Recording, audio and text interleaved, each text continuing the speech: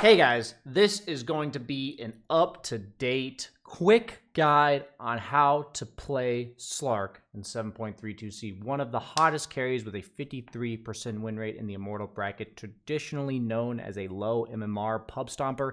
Our boy Slark is finally back. Now it's time to learn why. Let's go ahead and get into it. Banana slam jam.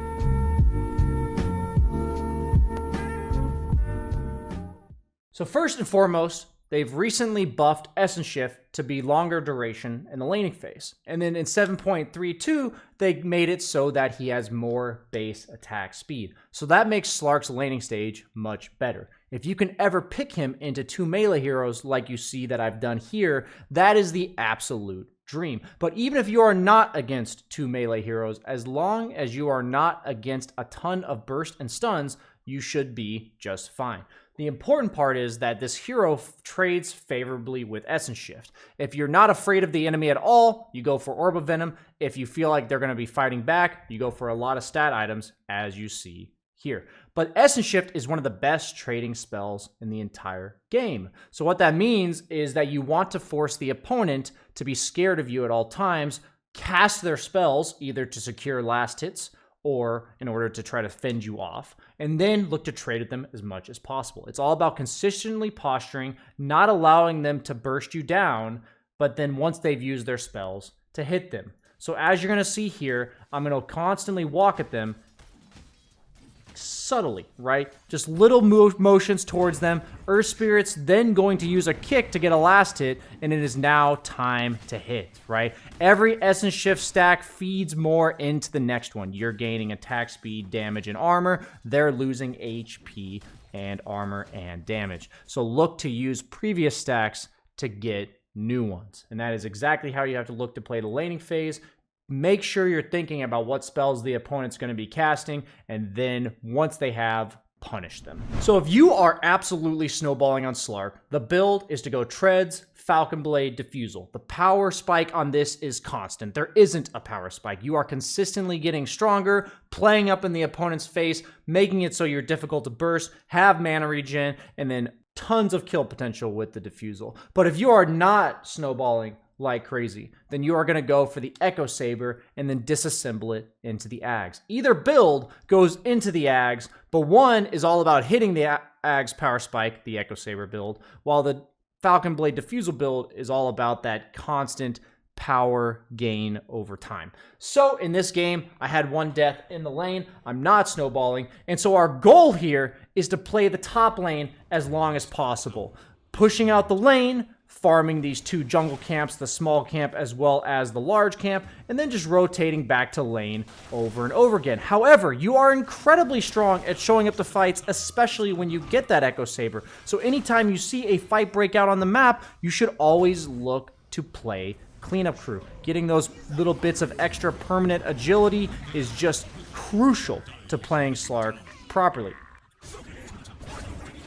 Once the fight is over, you are going to return to the side lane that has less enemy heroes in it. This is absolutely crucial. Okay, so in this case, we see the enemies pushing top with two of their heroes mid. The majority of them are on the top half of the map. What this does is, even though I like to play the top half of the map and stay in my lane as long as possible, I want to make it so that the opponent has to bring 3 or 4 heroes from separate areas that I'm not currently in order to bring me down. Slark will territorial trade pretty much everyone in the game. The only exception is heroes that have abilities that cannot be dispelled, like Bloodseeker or Doom, or heroes like Necrophos that can threaten to burst you full to 0. However, if these heroes are not in the game, abusing this part of Slark is super important. This makes it so the opponent is either chasing you around the map or avoiding you entirely, which is going to feed into your ability to pick and choose your fights carefully so you can play Cleanup Crew like you just saw. One crucial note to take is that once you get your ultimate, always fly yourself a sentry. If you are in ward vision, your ultimate passive will go off, freest D wards in history. It nets you gold, nets you XP, and it is absolutely crucial, essential for Slark to deward the areas that he wants to play. So if my teammates start a fight on the opposite side of the map, I will always look to show up if abilities have been casted. So as you see here, my teammate gets gone on. Same idea as that mid lane. A fight's already broken out, and I'm going to clean up and get a quick kill. If I haven't mentioned it enough already, Slark is all about picking and choosing his fights. He knows when the opponent sees him, and he always has a ticket out of here. So just like we talked about in the lane, you're making them defend themselves with their spells. In the mid game, make them defend themselves with heroes. Right? Make them bring sheer numbers. So posture aggressively, play behind your teammates like I'm doing here. And if the opponent comes with enough numbers to fend you off, which means they're all sitting together, they're all stuck in one place, which means they're not farming, then you simply walk away. So we see 3 enemy heroes in their triangle, and we're just gonna mosey on out of here. We have restored the equilibrium of playing by ourselves on the map. A fight breaks out on the opposite side. Guess what? We're showing up to get those sweet essence shift stacks. And even though I'm going to go down here, I would do this play 100 times out of 100, people. Once you get closer to your Ags, you're going to want to take a chill pill. It's super important because this hero is all about running and gunning, going, that you acknowledge these brief periods in time where you're playing just to farm. So right now, I'm not looking to show up to any fights. I'm resuming the play by myself strategy, but I have no interest in showing up to anything. But once I complete that Ags, it is absolute go time. Please keep in mind that I always have a sentry on me just in case I run into an enemy ward to make sure I especially don't die while I'm farming. So you're going to see here I'm getting my Ags, I'm looking to go, but my ulti passive has gone off, so I'm going to use my own sentry to get a quick D ward. Easy vision control, easy money, and that is always crucial for Slark. Once you have your Ags, nobody on the enemy team is allowed to farm by themselves. Split pushing is strictly prohibited. You are now the shepherd and they are the sheep. If you see any stragglers and you are a shepherd, what would you do? You would bring them in and make them go back to the other sheep. The opponent has become your sheeple, people. So in this case, we see Dawnbreaker bottom. He's alone. We immediately TP. Now, your gap close is immense, but a lot of you may miss this next pounce. Why? Because there's trees in the way, and pathing is a... But it is super important on Slark that you go to your hotkeys, you go to advanced hotkeys, and you learn in practice mode, demo mode, to practice using directional move. What directional move is that if you use this hotkey and then right-click, your hero will face that direction regardless of pathing. It is super important in regards to landing Slark pounces. So we're going to slow-mo, and you're going to see me do just that. So I'm going to put my cursor on this guy, even though there's trees between us. My cursor's on him. I'm using directional move, and I will land that pounce every single time. Takes a little bit of getting used to, but that's okay. Make sure you do it. Otherwise, you're going to be zip, zap, zooping all over the screen because Slark's Ags launches you like a cannonball, and you are not gonna be on target. Denote why this power spike is so different than previous patches. It is because Pounce now gives you 3 essence shift stacks when it lands. In the past, this build was just too much utility. You were not enough of a threat. But now you are starting every fight with an extra 9, an extra 18 agility, which is a huge deal because that agility feeds into more agility. And it's not just that you're getting that 9 agility, you're also yoinking the 3 all stats from the opponent heroes. So it's even better in theory than 9 agility. And so this build has come online so fast in comparison to old patches. Once you get the Ags, you are then going to rebuild into either Echo Saber if you're dealing with predominantly physical damage, or Mage Slayer if you are dealing with heroes that do a lot of damage to you while you are hitting them. Most notably, heroes like Leshrac, Invoker, Axe, Mage Slayer will make it so you can stick on these targets without fear of retaliation. If you are against lineups with no stuns that are not dispellable, you should feel like an absolute raid boss on the map. Always pay attention to your Shadow Dance regen, and if it ever ticks off, you're going to immediately Dark Pact. As you see here, it's going to go off right now.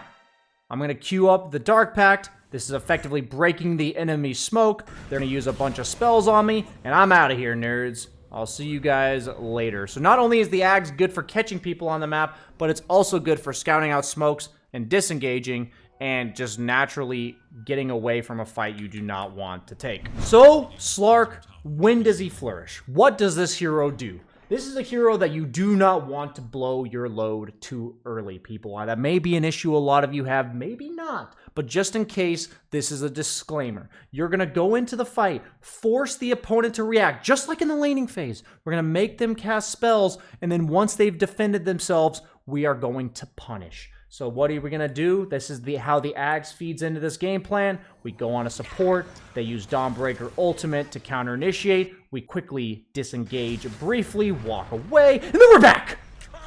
And this is exactly how you look to play Slark. Don't be stingy with your shard or your ultimate. In that case, I was half HP, potential Earth Spirit rolling in, Mars blinking in with Arena. I just have to make sure I don't die full to 0. That shard allows you to be much more liberal, which then allows you to be much less scared and thus much more aggressive. And as long as you still have at least your ultimate, I am always down to chase until the opponent is officially sitting in their base. After you get the shard, which always comes after the Echo Saber and the Mage Slayer, you can look for items like BKB if you're fearful of the damage the opponent outputs or maybe bursting you before you cast spells. Just makes it easier to play the fights. Or if you're dealing with opponent BKBs, then you can look to go Scotty. That's the big item because locking them down after you've gotten on top of them is the only way they're going to deal with it is BKBs and Force Staffs. And the thing about Force Staff is you can just pounce them again. But if they get BKB, you'll have to be able to keep them from running away. And Scotty's the key. Late game, we're dealing with Abyssals, Nullifiers if they have too many Ghost Scepters, Glimmer Capes, and the like. Or we're dealing with items that make it easier to cast our spells like Lincoln Sphere, Refresher Orb, Shadow Blade. Gives you the vision advantage, still a good item on Slark. But up until this point, your build should pretty much either look like this or the Falcon Blade Diffusal then Ags. And then from there, you get to decide normal Slark items. I want to show you the potential that Slark has in a team fight with this Ags timing. So Slark has so many ways to gather information for his team, so many ways to bait out spells, survive, disengage, re-engage. You use your Pact as a 2.5 second buffer to look to pounce away, as you see there. One spell used, right? You're just threatening them, going in and then disengaging again. Tombstone has now been used. I'm just poking, I'm just prodding, I'm using Dark Pact and then pouncing away. Only going to use ultimate if neither of my other 2 spells are available. So Dark Pact has gone off, no ultimate, no pounce or Pact. I'm going to use my ultimate, and then I'm going to use my Pact to align my next pounce, which is almost always over terrain if possible, making it more difficult to pursue you. My next Pact into a pounce, using directional move to make sure I go in the direction that I want, abusing the regen outside of vision, especially powerful during nighttime since you have full 1800 vision but the opponent cannot see you in most places. It is very important to note that in any fight like this, if I knew the opponent had a ward on me at any point, I would cut it. I would be done. I am out of here. It is so important not only to de-ward yourself, but to know that the opponent having a ward on the fight is the #1 condition to say no on Slark. But they did not see me when I disengaged, so I'm able to make use of a lot of my health pool here, regenning up out of vision, and then re-engaging again. And this is what Slark is. He's just a little tease. Come get me. I'm over here. I'm just a cute little fishy fish over here that you cannot possibly burst. And I effectively used like 3 times my maximum HP, and that's exactly what you can do on Slark. I don't expect you guys to be able to do this because I've played this hero like 900 times, but I want you to know what you're going for. And it's very important if you are a teammate of Slark to know that this hero has a ton of ways out. Don't let him being aggressive let you get out of position. And you can make sure as the Slark player to let your team know what you're doing. I'm poking and prodding. I'm forcing reactions to make sure. The worst thing that I've had happen to me time and time again is that I go in as Slark trying to bait reactions. My team feels pressured to follow me up. They go in, I leave, and then they die. And that is something we want to avoid because this is how Slark has to play. So thanks for watching, guys. That's how to play Slark in 7.32c and what makes him so strong. Hope you enjoyed. Like, comment, subscribe. Bye.